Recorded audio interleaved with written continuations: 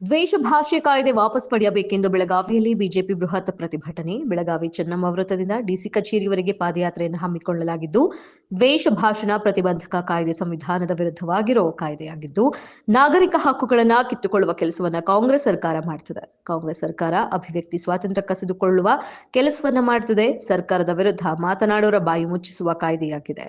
ದ್ವೇಷ ಭಾಷಣಕ್ಕೆ ಕಾಂಗ್ರೆಸ್ ಸರ್ಕಾರ ನೀಡಿರುವ ವ್ಯಾಖ್ಯಾನವು ಅಸ್ಪಷ್ಟವಾಗಿದೆ. ಇದು ಪ್ರಜಾಪ್ರಭುತ್ವ ಮೂಲಕತ್ವತೆಗೆ ಹಾನಿಯಾಗಿದೆ. ಜನಸಾಮಾನ್ಯರನ್ನು ಅಪರಾಧ ಮಾಡುವ ಕಾಯ್ದೆಯಾಗಿದೆ. ಹಾಗಾಗಿ ದ್ವೇಷ ಭಾಷಣ ಕಾಯ್ದೆ ವಾಪಸ್ ಪಡೆಯಬೇಕೆಂದು ಮನವಿ ಮಾಡಿದ್ದು, ಡಿಸಿ ಮೂಲಕ ರಾಜ್ಯಪಾಲರಿಗೆ ಮನವಿಯನ್ನ ಸಲ್ಲಿಸಲಾಗಿದೆ.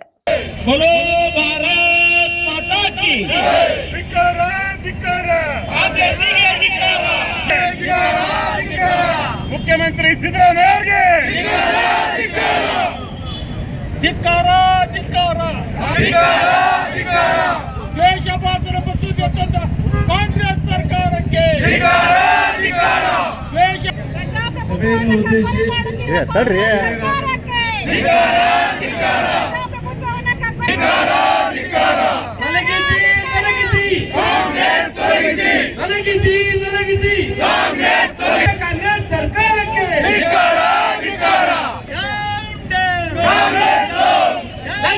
ಕಾಂಗ್ರೆಸ್ ಸರ್ಕಾರಕ್ಕೆ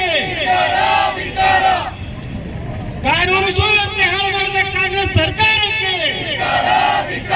ಜನ ವಿರೋಧಿ ಕಾಂಗ್ರೆಸ್ ಸರ್ಕಾರಕ್ಕೆ.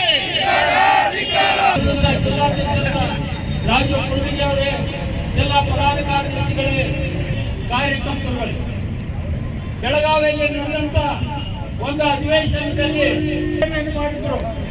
ದ್ವೇಷ ಭಾಷಣದ ಮಸೂದೆಯನ್ನ ಮಂಡನೆ ಮಾಡಿ ಇವತ್ತು ಜನರಿಗೆ ನಮ್ಮ ಒಂದು ದ್ವೇಷ ಭಾಷಣದ ವಿಧೇಯಕವನ್ನು ಇವತ್ತು ವಿಧಾನಸಭೆಯಲ್ಲಿ ಬಹುಮತ ಇದ್ದಂಥದ್ದು ಸಂಪೂರ್ಣವಾಗಿ ದ್ವೇಷ ಭಾಷಣದ ವಿಧೇಯಕವನ್ನು